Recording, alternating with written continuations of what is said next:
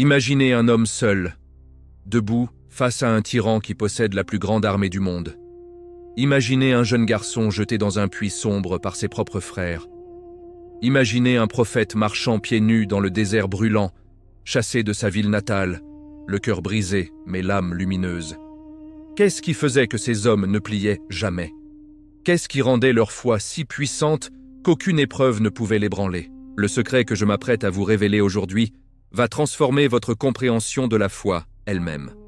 Avant de plonger dans ce récit extraordinaire qui a changé des millions de vies à travers les siècles, je vous invite de tout cœur à vous abonner à cette chaîne et à activer la cloche de notification, car nous partageons ici des histoires qui nourrissent l'âme et éclairent le chemin.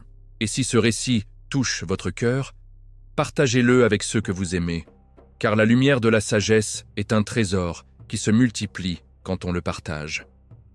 L'histoire commence dans les temps anciens, lorsque la terre était encore jeune et que l'humanité cherchait sa voie. Allah, dans sa sagesse infinie, envoya des messagers, des hommes choisis parmi les hommes, pour guider leur peuple vers la vérité. Ces prophètes n'étaient pas des êtres surhumains dotés de pouvoirs magiques qui les protégèrent de la douleur. Non, ils étaient de chair et de sang. Ils ressentaient la faim, la soif, la peur et la tristesse comme vous et moi. Mais quelque chose en eux brillait d'une lumière que rien ne pouvait éteindre. Le premier secret de leur foi, inébranlable, résidait dans leur certitude absolue. Cette certitude n'était pas une simple croyance intellectuelle, mais une connaissance vivante, ancrée dans chaque fibre de leur être. Quand Moussa se tenait devant la mer Rouge, avec l'armée de Pharaon qui fonçait derrière lui et son peuple qui criait de terreur, il ne doutait pas un seul instant. Les bannis Israël lui disaient « Nous sommes perdus, ils vont nous rattraper ». Mais Moussa, avec une tranquillité qui défiait toute logique humaine, répondit « Jamais, mon Seigneur est avec moi, il me guidera ». Cette certitude ne venait pas de l'arrogance, mais d'une connexion profonde avec le Créateur, une relation si intime qu'elle dissipait toute trace de doute. Pensez à Ibrahim, l'ami d'Allah, que la paix soit sur lui. Lorsqu'on le jeta dans les flammes ardentes, un feu si intense qu'aucun homme ne pouvait s'en approcher, il ne hurla pas de peur. Il ne supplia pas ses bourreaux. Son cœur était en paix parce qu'il savait, de cette connaissance qui transcende la raison, qu'Allah était son protecteur. Et le feu, qui consume tout sur son passage, devint fraîcheur et paix pour lui. Les flammes obéirent à leur Créateur et refusèrent de toucher celui qu'Allah avait choisi de protéger. Voilà la certitude des prophètes, une certitude qui transforme l'impossible en réalité. Le deuxième secret était leur patience extraordinaire. Mais attention, leur patience n'était pas une résignation passive face au destin. C'était une patience active, une endurance qui puisait sa force dans l'amour d'Allah et dans la confiance en sa sagesse. Regardez l'histoire de Youssouf, ce jeune homme au cœur pur que ses frères jalousèrent au point de vouloir le tuer. Ils le jetèrent dans un puits profond, le laissant seul dans l'obscurité, vulnérable et effrayé. Puis il fut vendu comme esclave, arraché à son père bien-aimé, traîné dans un pays étranger où il ne connaissait personne. Mais l'épreuve de Youssouf ne s'arrêta pas là. Dans la maison de son maître, la femme de celui-ci tenta de le séduire. Youssouf était jeune, beau, et seul dans un pays lointain. Personne n'aurait su, personne n'aurait pu le juger. Mais Youssouf dit non. Il choisit la prison plutôt que de désobéir à Allah. Il passa des années dans les ténèbres d'un cachot, oublié de tous, mais jamais oublié par celui qui compte chaque larme versée dans la solitude. Des années de patience, d'attente, de prière, dans le silence. Pas une fois il ne maudit son sort. Pas une fois il ne demanda pourquoi tout cela lui arrivait. Sa patience était ancrée dans la conviction que chaque épreuve a un but, que chaque nuit noire annonce un matin lumineux. Et quelle fut la fin de Youssouf? Allah l'éleva au rang de ministre du plus puissant royaume de son époque. Ses frères, ceux-là même qui l'avaient trahi, vinrent se prosterner devant lui sans le reconnaître, accomplissant ainsi le rêve qu'il avait fait dans sa jeunesse. La patience de Youssouf avait transformé la trahison en triomphe, la prison en palais, les larmes en joie. Voilà la patience des prophètes, une patience qui sait attendre la promesse d'Allah, même quand tout semble perdu. Le troisième secret était leur détachement des plaisirs éphémères de ce monde. Les prophètes voyaient ce que la plupart des gens ne voient pas, que cette vie n'est qu'un passage, un souffle, une étincelle dans l'éternité. Quand on leur offrait richesse et pouvoir en échange de leur silence, ils refusaient avec un sourire. Notre prophète bien-aimé Muhammad, que la paix et les bénédictions d'Allah soient sur lui, vécut des jours si difficiles qu'il attachait une pierre sur son ventre pour tromper la faim. Lui qui aurait pu avoir tous les trésors de l'Arabie s'il avait accepté de renoncer à son message, choisit la pauvreté et la fidélité à Allah.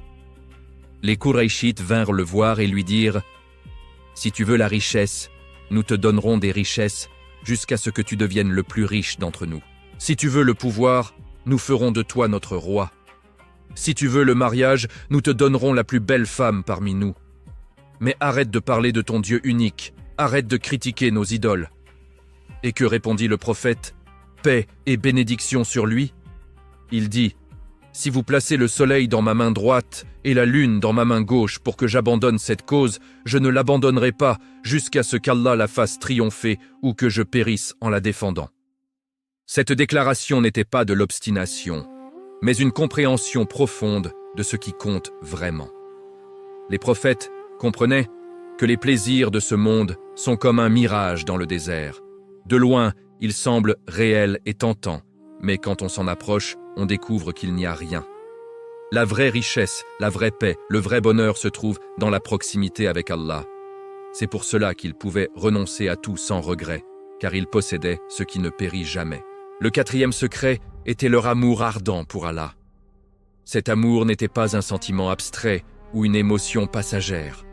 C'était un feu qui brûlait dans leur cœur jour et nuit, qui guidait chacun de leurs pas, qui colorait chacune de leurs pensées.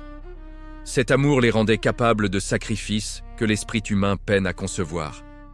Pensez à Ibrahim encore une fois, lorsqu'Allah lui ordonna de sacrifier son fils Ismaïl. Quel déchirement pour un père, quel combat intérieur. Mais l'amour d'Ibrahim pour Allah était si grand qu'il surpassait même son amour paternel, aussi profond soit-il. Et regardez Ismaïl, ce jeune garçon qui aurait pu fuir, qui aurait pu résister, mais qui dit à son père : « Ô mon père, fais ce qui t'est ordonné. Tu me trouveras, si Allah le veut, parmi les patients. » Voilà un fils qui aime Allah au point d'accepter de donner sa propre vie. Voilà un amour qui transforme l'obéissance en joie, le sacrifice en offrande bénie. Et parce que cet amour était pur et sincère, Allah envoya un bélier pour racheter Ismaïl, transformant l'épreuve en une célébration éternelle. Le cinquième secret était leur soumission totale à la volonté divine. Les prophètes ne négociaient pas avec Allah. Ils ne disaient pas « Je vais obéir à cette règle, mais celle-là me semble trop difficile ». Ils s'abandonnaient complètement, comme l'eau s'abandonne à la pente de la rivière, sans résistance, sans question. Cette soumission n'était pas de la faiblesse, mais la plus haute forme de force. Il faut une force immense pour mettre de côté son ego, ses désirs, ses peurs et dire « Que ta volonté soit faite, ô Seigneur, car tu sais ce que je ne sais pas. » Nous construisit une arche gigantesque au milieu du désert, loin de toute mer, pendant que son peuple se moquait de lui. Pendant 950 ans, il les appela à la foi, supportant leurs insultes, leurs railleries, leurs rejets. Puis, pendant des années encore, il martela, scia, assembla cette arche immense sous les rires et les quolibets. Un homme sensé aurait abandonné après quelques années, se disant que peut-être il s'était trompé. Mais nous ne doutez pas. Allah lui avait ordonné de construire cette arche, et il la construirait, peu importe ce que les autres pensaient, peu importe combien de temps cela prendrait. Sa soumission à l'ordre divin était totale. Et quand les cieux s'ouvrirent et que la terre se fendit pour libérer ses eaux, ceux qui se moquaient comprirent trop tard la sagesse de celui qu'ils appelaient fou. Le sixième secret était leur douceur et leur miséricorde envers les créatures. Malgré les persécutions, les trahisons, les souffrances qu'ils endurèrent, les prophètes ne laissèrent de jamais l'amertume envahir leur cœur. Ils pardonnaient à ceux qui les blessaient, priaient pour ceux qui les maudissaient, aimaient ceux qui les haïssaient. Cette tendresse infinie reflétait leur compréhension profonde de la nature humaine et de la miséricorde d'Allah. Rappelez-vous ce jour terrible où notre prophète Muhammad, paix et bénédiction sur lui, se rendit à Taïf pour appeler ses habitants à l'islam. Au lieu de l'écouter avec respect, Ils lancèrent leurs enfants et leurs esclaves contre lui, qui le bombardèrent de pierres jusqu'à ce que ses sandales se remplissent de sang. Blessé, épuisé, humilié, il trouva refuge dans un jardin. L'ange Jibril vint à lui et lui dit « Si tu le veux, je rabattrai les 2 montagnes sur cette ville pour la détruire. » C'était un moment de justice divine offerte sur un plateau. Mais que dit le prophète? Paix et bénédiction sur lui. Il dit « Non, je souhaite qu'Allah fasse sortir de leurs reins une descendance qui adorera Allah seul, sans rien lui associer. » Voilà la miséricorde des prophètes, une miséricorde qui voit au-delà de la douleur présente, qui espère pour les autres, même quand les autres ne lui offrent que mépris. Cette douceur n'était pas de la faiblesse, mais la manifestation la plus pure de la force divine qui coulait en eux. Pensez également à la conquête de la Mecque, quand le prophète entra victorieux dans la ville qu'il avait chassée, persécutée, tenté de le tuer pendant 13 longues années. Ses ennemis se tenèrent devant lui, terrorisés, attendant leur punition. Et que dit-il? « Allez, vous êtes libres. » Il leur pardonna à tous, transformant ses ennemis les plus acharnés en ses plus fidèles compagnons. Le 7e secret était leur constance dans l'adoration. Que les temps soient difficiles ou faciles, que leur ventre soit plein ou vide, que les gens les suivent ou les rejettent, les prophètes ne cessaient jamais d'adorer Allah. Leur vie entière était une prière continue, un dhikr incessant, un dialogue intime avec le Créateur. Ils se levaient dans les profondeurs de la nuit quand tout le monde dormait pour converser avec celui qui ne dort jamais. Leurs larmes coulaient dans l'obscurité, leurs fronts se prosternaient sur le sol, leurs cœurs s'ouvraient comme des fleurs sous la rosée matinale de la grâce divine. Le prophète Muhammad, paix et bénédiction sur lui, priait tant que ses pieds enflaient. Quand on lui demandait pourquoi il se fatiguait ainsi, alors qu'Allah lui avait pardonné tous ses péchés passés et futurs, il répondait « Ne devrais-je pas être un serviteur reconnaissant ?» Cette constance dans l'adoration n'était pas un fardeau pour eux, mais leur plus grande joie, leur refuge, leur source de force et de paix. Daoud, que la paix soit sur lui, ne mangeait que de ce qu'il gagnait par le travail de ses propres mains, jeûnait un jour sur 2 et consacrait des heures à la récitation des psaumes d'une voix si belle que les oiseaux s'arrêtèrent de chanter pour l'écouter et les montagnes faisaient écho à ses louanges. Le 8e secret était leur humilité profonde. Malgré leur rang élevé auprès d'Allah, malgré les miracles qu'ils accomplissaient par sa permission, malgré la révélation qui descendait sur eux, les prophètes ne se considéraient jamais au-dessus des autres. Ils marchèrent sur terre avec douceur, servaient les pauvres de leurs propres mains, s'asseyaient avec les humbles, écoutaient les plaintes des orphelins et des veuves. Notre prophète Muhammad, paix et bénédiction sur lui, raccommodait ses propres vêtements, aidait dans les tâches ménagères, trayait sa chèvre et disait « Je ne suis qu'un être humain comme vous ». Cette humilité les rendait accessibles, aimables, proches des cœurs. Les gens ne les craignaient pas mais les aimaient. Les enfants jouaient autour d'eux sans peur. Les désespérés venaient à eux sans hésitation. Leur humilité était une porte ouverte par laquelle la guidance divine entrait dans les cœurs des autres. Quand le prophète marchait avec ses compagnons, un étranger ne pouvait pas le distinguer parmi eux, tant il était modeste dans sa tenue et son comportement. Il s'asseyait par terre, mangeait avec ses serviteurs et répondait personnellement à l'appel du pauvre et du riche sans distinction. Le 9e secret était leur vision au-delà du voile du monde matériel. Les prophètes voyaient ce que les yeux ordinaires ne peuvent voir. Ils percevaient la main d'Allah dans chaque événement, sa sagesse dans chaque épreuve, sa miséricorde dans chaque souffle. Quand les autres ne voyaient qu'une mer infranchissable, Moussa voyait un chemin que le Tout-Puissant allait ouvrir. Quand les autres ne voyaient qu'une araignée tissant sa toile, le prophète Muhammad voyait la protection divine qui sauve du danger.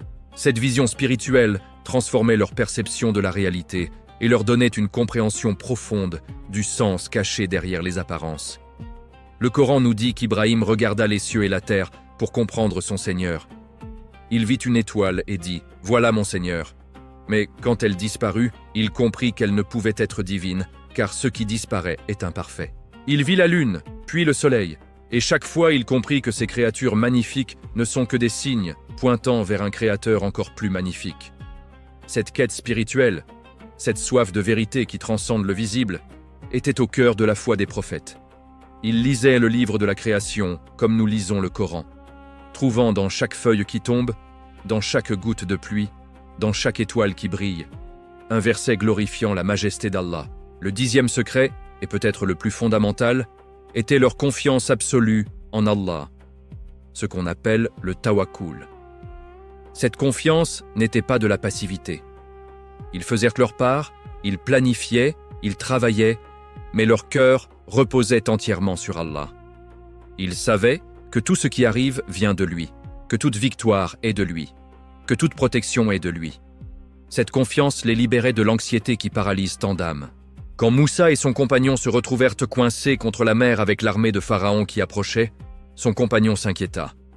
Mais Moussa dit simplement « Mon Seigneur est avec moi, il me guidera. » Pas de panique, pas de désespoir, juste une confiance tranquille que celui qui l'avait amené jusque-là ne l'abandonnerait pas. Et effectivement, Allah fendit la mer, créant 12 passages secs au milieu des eaux, un miracle qui résonne encore à travers les âges. Cette confiance en Allah permettait aux prophètes de dormir paisiblement même dans les moments les plus dangereux.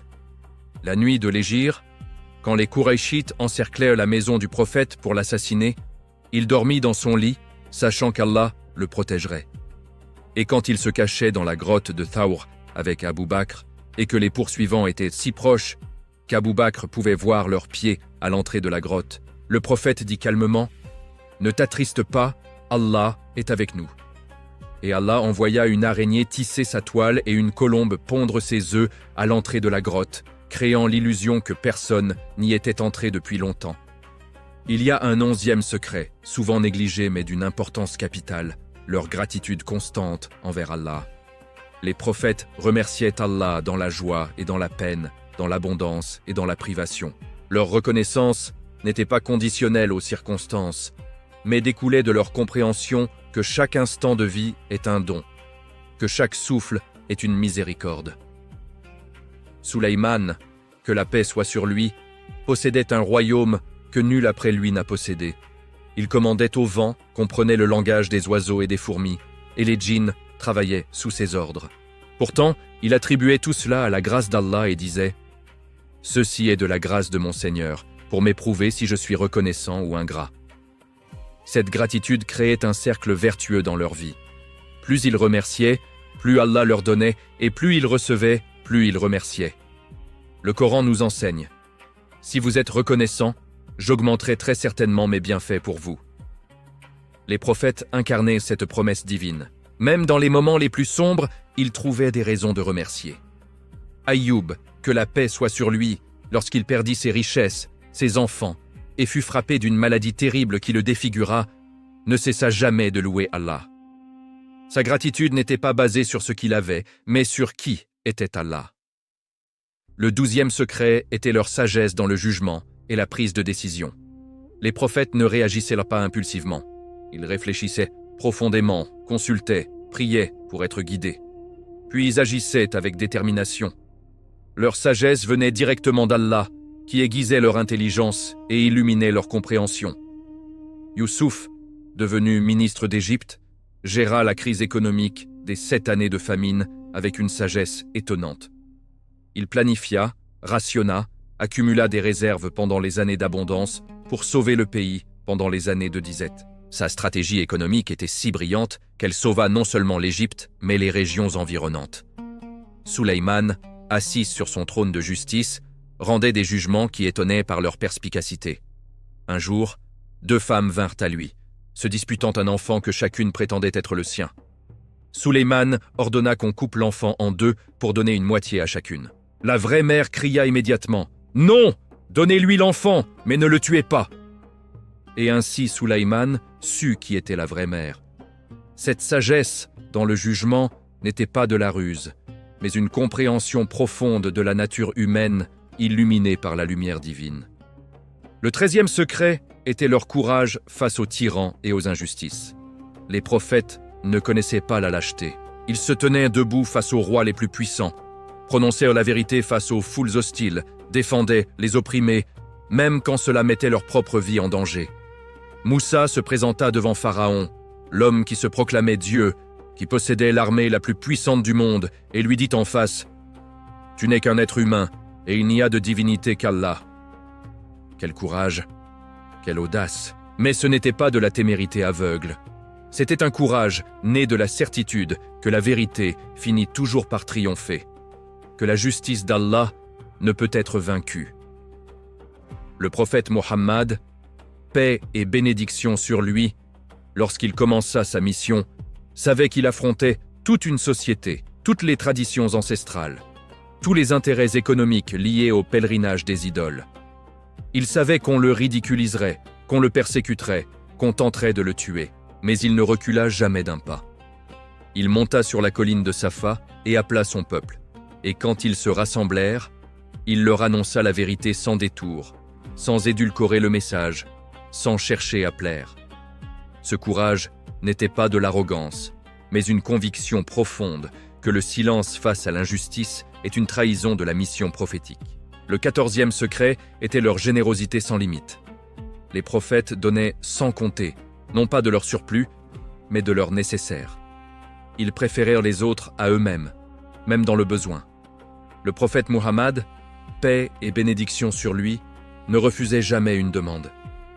Un homme vint lui demander de l'aide et le prophète lui donna un troupeau de moutons si grand qu'il remplissait la vallée entre deux montagnes. L'homme retourna à son peuple et dit « Ô mon peuple, embrassez l'islam, car Mohammed donne comme quelqu'un qui ne craint pas la pauvreté. » Cette générosité n'était pas une stratégie de conversion, mais une expression naturelle de leur compréhension que tout appartient à Allah. Ils n'étaient que des gardiens temporaires des biens de ce monde, et le meilleur usage qu'on puisse faire de ces biens est de les partager avec ceux qui en ont besoin. Le prophète disait « La main supérieure est meilleure que la main inférieure, enseignant que donner est plus noble que recevoir. » Sa maison ne gardait jamais de nourriture pour le lendemain. Tout ce qui y entrait était distribué avant la tombée de la nuit. Le 15e secret était leur équité et leur justice, même envers leurs ennemis. Les prophètes ne laissaient jamais leurs sentiments personnels influencer leur jugement. Ils étaient là justes avec tous, qu'ils aiment ou détestent la personne concernée. Le prophète Muhammad, paix et bénédiction sur lui, enseignait « L'injustice envers quiconque, même envers un non-musulman, est interdite. » Quand les Qurayshites lui firent du tort pendant des années, il ne chercha jamais la vengeance personnelle. Et quand il eut le pouvoir de se venger, il choisit le pardon. Il y a une histoire touchante d'un juif qui avait prêté de l'argent au prophète. Avant l'échéance du prêt, cet homme vint réclamer son argent de manière très impolie, tirant même sur les vêtements du prophète. Les compagnons étaient furieux et voulèrent le punir. Mais le prophète sourit et dit « Laissez-le, celui qui a un droit a le droit de parler. » Puis il ordonna qu'on lui rembourse son argent et qu'on lui donne même plus que ce qui lui était dû pour compenser la façon dont il avait été traité par les compagnons. Cet homme fut si touché par cette justice et cette noblesse de caractère qu'il embrassa l'islam sur le champ. Le 16e secret était leur vision à long terme. Les prophètes ne travaillaient pas pour des résultats immédiats. Ils plantaient des graines dont ils ne verraient peut-être jamais les fruits, construisaient des fondations dont les générations futures bénéficieraient. Nous prêcha pendant 950 ans et seules quelques dizaines de personnes crurent en lui. Aux yeux du monde, sa mission était un échec. Mais aux yeux d'Allah, Nuh avait accompli sa mission avec perfection, car le succès ne se mesure pas au nombre de convertis, mais à la sincérité de l'effort et à la fidélité au message. Le prophète Mohammed, paix et bénédiction sur lui, savait qu'il ne verrait pas l'islam se répandre dans le monde entier de son vivant. Mais il posa les fondations, forma les hommes, établit les principes qui permettraient à l'islam de fleurir après lui. Il enseigna à ses compagnons comment penser, comment agir, comment transmettre le message. Et aujourd'hui, 14 siècles plus tard, nous récoltons les fruits de sa vision. Cette patience stratégique, cette capacité à travailler pour un futur qu'on ne verra pas, est une caractéristique essentielle des prophètes. Le 17e secret était leur pureté d'intention. Les prophètes ne cherchaient jamais la gloire personnelle, la reconnaissance ou l'admiration des gens. Tout ce qu'ils faisaient, ils le faisaient uniquement pour Allah. Cette sincérité purifiait leurs actions et leur donnait une puissance spirituelle immense. Quand le prophète Mohammed gagna la bataille de Badr contre toute attente, il ne se vanta pas. Il se prosterna en remerciement à Allah. Quand il conquit la Mecque, il entra la tête baissée sur sa monture, si humble qu'il touchait presque la selle, récitant la sourate Al-Fat. Cette pureté d'intention les protégeait de l'orgueil, ce poison de l'âme qui détruit les bonnes actions. Il savait que sans l'aide d'Allah, il n'était rien. Chaque victoire, chaque miracle, chaque conversion était attribuée à Allah seul. Le prophète disait souvent « Je ne suis qu'un transmetteur, je ne peux guider personne vers la foi. C'est Allah qui guide qui il veut. » Cette humilité dans le succès, cette reconnaissance que tout vient d'Allah, gardait leur cœur pur et leur foi inébranlable. Maintenant, vous vous demandez peut-être, comment pouvons-nous, simples mortels que nous sommes, atteindre ne serait-ce qu'une fraction de cette foi inébranlable? La réponse est à la fois simple et profonde. Nous ne pouvons pas devenir des prophètes, car cette station est fermée après Muhammad, le sceau des prophètes. Mais nous pouvons marcher sur leurs traces, nous inspirer de leur exemple, cultiver en nous les mêmes qualités qu'ils possédaient. Commencez par renforcer votre certitude. Étudiez le Coran, méditez sur les signes d'Allah dans la création. Contemplez les miracles quotidiens que nous prenons pour acquis. Le battement de votre cœur qui ne s'arrête jamais pendant que vous dormez. L'air que vous respirez qui contient exactement la bonne proportion d'oxygène pour maintenir la vie. La complexité stupéfiante de chaque cellule de votre corps qui contient plus d'informations que toutes les bibliothèques du monde. Chacun de ces éléments témoigne de la puissance et de la sagesse du Créateur. Plus vous réfléchirez profondément, plus votre certitude grandira comme un arbre dont les racines s'enfoncent dans le sol de la connaissance. Cultivez la patience dans les épreuves.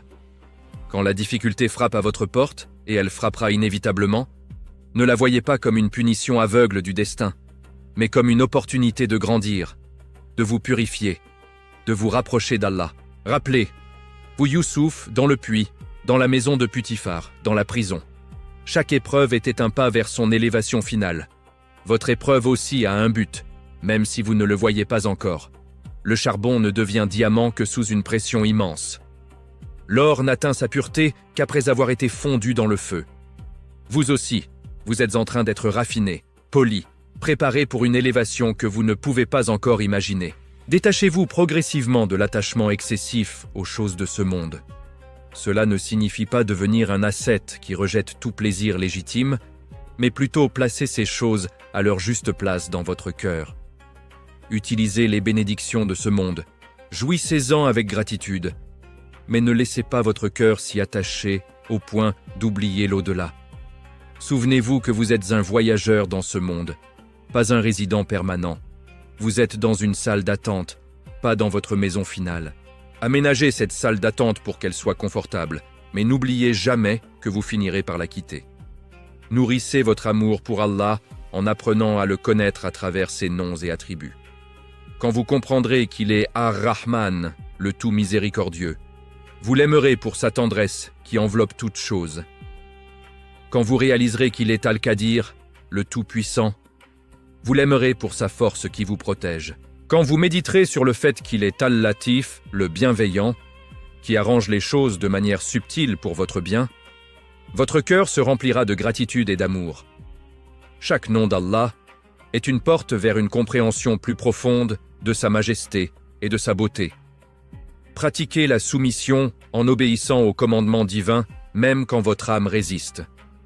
Priez vos 5 prières à l'heure, même quand vous êtes fatigué et que le lit vous appelle. Jeûnez pendant Ramadan, même quand la chaleur est étouffante et que la soif brûle votre gorge. Donnez la zakat et la charité, même quand votre main hésite à lâcher cet argent. Chaque acte d'obéissance est un pas vers cette soumission totale que les prophètes incarnaient. Un muscle spirituel que vous renforcez à chaque fois que vous choisissez la volonté d'Allah sur vos propres désirs. Adoucissez votre cœur envers les créatures d'Allah. Pardonnez à ceux qui vous ont blessé, non pas parce qu'ils le méritent nécessairement, mais parce que vous voulez imiter les prophètes, parce que vous voulez libérer votre propre cœur du poison de la rancune. Soyez miséricordieux envers les faibles, ceux qui ne peuvent pas se défendre. Soyez gentils avec les animaux qui partagent cette terre avec nous. Soyez généreux avec les nécessiteux qui tendent la main. Chaque acte de bonté polit le miroir de votre cœur et le rend plus réceptif à la lumière divine qui veut y entrer. Soyez constants dans votre adoration. Ne soyez pas de ceux qui adorent Allah intensément pendant Ramadan, pleurent dans les prières de Tarawih, puis l'oublient complètement le reste de l'année, retournant à leur insouciance dès que le croissant de Shawwal apparaît. Créez une routine spirituelle quotidienne et tenez-vous-y avec la même régularité que vous vous brossez les dents. Peut-être quelques minutes de Coran chaque matin avant de commencer votre journée. Peut-être quelques invocations le matin et le soir pour protéger votre âme. Peut-être 2 unités de prière nocturne avant de dormir. La constance, même dans les petits actes, est plus aimée d'Allah que les grands actes sporadiques. Cultivez l'humilité en vous rappelant constamment votre besoin absolu d'Allah. Sans lui, vous ne pouvez rien. Votre prochain souffle dépend de sa volonté. Votre cœur bat par sa permission. Votre intelligence est un don de lui qu'il peut reprendre à tout moment. Votre santé, votre famille, votre travail, tout est un prêt temporaire qui retournera à lui. Quand cette réalité s'ancre dans votre conscience, l'orgueil n'a plus de place. Comment pourriez-vous être arrogant quand vous réalisez que vous ne possédez rien, même pas vous-même? Aiguisez votre vision spirituelle en vous déconnectant régulièrement du bruit assourdissant du monde moderne et en vous reconnectant avec Allah. Éteignez vos écrans qui hurlent constamment pour attirer votre attention. Sortez dans la nature, contemplez la création. Réfléchissez au sens profond de votre existence. Dans le silence et la solitude, loin des distractions infinies, les vérités profondes se révèlent. C'est dans ces moments que vous entendrez le murmure de votre âme, que vous sentirez la présence d'Allah, que vous comprendrez des choses que les livres ne peuvent enseigner. Développez votre confiance en Allah, en lui, abandonnant vos affaires. Faites votre part avec excellence, planifiez, travaillez, utilisez votre intelligence et vos capacités au maximum, puis laissez le résultat final entre ses mains. Ne vous rongez pas d'anxiété pour ce qui est hors de votre contrôle. Dites-vous, j'ai fait de mon mieux, maintenant je fais confiance à Allah pour le reste. S'il veut que cela réussisse, rien ne peut l'empêcher. S'il a décrété autre chose pour moi, c'est parce qu'il sait ce que je ne sais pas. Cette paix intérieure qui en résulte est un avant-goût du paradis. La foi inébranlable des prophètes n'était pas le résultat d'un talent naturel ou d'une grâce particulière qui leur aurait été accordée sans effort de leur part. C'était le fruit d'une relation profonde et constante avec Allah, nourrie quotidiennement par la certitude, la patience, le détachement, l'amour, la soumission, la miséricorde, la constance, l'humilité, la vision spirituelle, la confiance, la gratitude, la sagesse, le courage, la générosité, la justice, la vision à long terme et la pureté d'intention. Ces qualités ne se développent pas du jour au lendemain, comme une fleur qui éclot soudainement. Elles se cultivent jour après jour, prière après prière, épreuve après épreuve, comme un jardinier patient qui arrose son jardin chaque matin, sachant que la récolte viendra en son temps. Le chemin est long, mes frères et sœurs bien-aimés, mais chaque pas compte aux yeux d'Allah.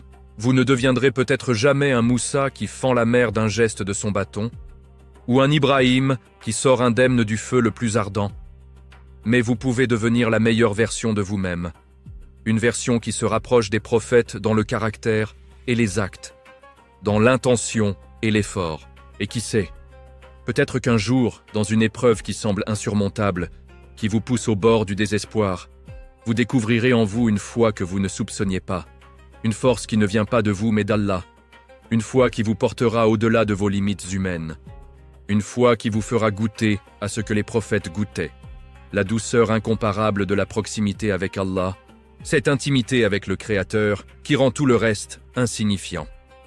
Le secret de leur foi inébranlable est maintenant devant vous, exposé dans toute sa splendeur et sa simplicité. Ce n'est pas un secret caché dans des manuscrits anciens poussiéreux ou réservé à une élite spirituelle inaccessible. C'est un secret accessible à quiconque tend la main vers Allah avec sincérité, à quiconque frappe à sa porte avec persistance, à quiconque le cherche avec un cœur sincère. Les prophètes nous ont montré le chemin avec leur vie. Le Coran l'a illuminé avec ses versets, Et maintenant, il ne reste plus qu'à marcher. Marchez avec confiance, même si vos pas sont hésitants. Marchez avec patience, même si le chemin est long et ardu. Marchez avec amour, même si le voyage est solitaire. Et même si vous trébuchez parfois, et vous trébucherez certainement car nous sommes tous faibles, relevez-vous et continuez. Car Allah aime ceux qui reviennent vers lui, encore et encore, peu importe combien de fois ils sont tombés, peu importe la gravité de leurs erreurs. Que ces récits, bénis des prophètes, ne restent pas de simples histoires qui touchent votre cœur pendant quelques minutes, puis s'évanouissent dans l'oubli, comme la brume matinale sous le soleil. Faites-en une boussole qui guide chacune de vos décisions, une lumière qui éclaire vos choix dans les moments de confusion, une force qui vous soutient dans vos moments de faiblesse, quand vous sentez que vous ne pouvez plus continuer. Car ce n'est qu'en vivant ces leçons, en les incarnant dans votre quotidien, que vous découvrirez leur véritable pouvoir transformateur, ce pouvoir qui a changé des individus ordinaires en géants spirituels, qui a transformé des sociétés entières, qui a façonné le cours de l'histoire humaine. Et quand vous vous sentirez seul dans vos épreuves, quand la nuit sera longue et le fardeau lourd, rappelez-vous que vous marchez sur un chemin sacré, foulé par les meilleurs des êtres humains. Moussa a marché sur ce chemin avant vous, portant le poids de tout un peuple sur ses épaules. Ibrahim l'a parcouru, prêt à sacrifier ce qu'il avait de plus cher. Youssouf a survécu à ses pires moments sur ce chemin. Nous a persévéré pendant des siècles sur cette voie. Muhammad, paix et bénédiction sur lui, et tous les prophètes dont nous connaissons les histoires et ceux dont nous ne connaissons pas les noms, tous ont marché sur ce même chemin de foi, d'épreuve et d'élévation spirituelle. Vous n'êtes pas seul. Vous faites partie d'une longue chaîne de chercheurs de vérité, une caravane éternelle qui traverse le désert de ce monde en route vers l'oasis du paradis.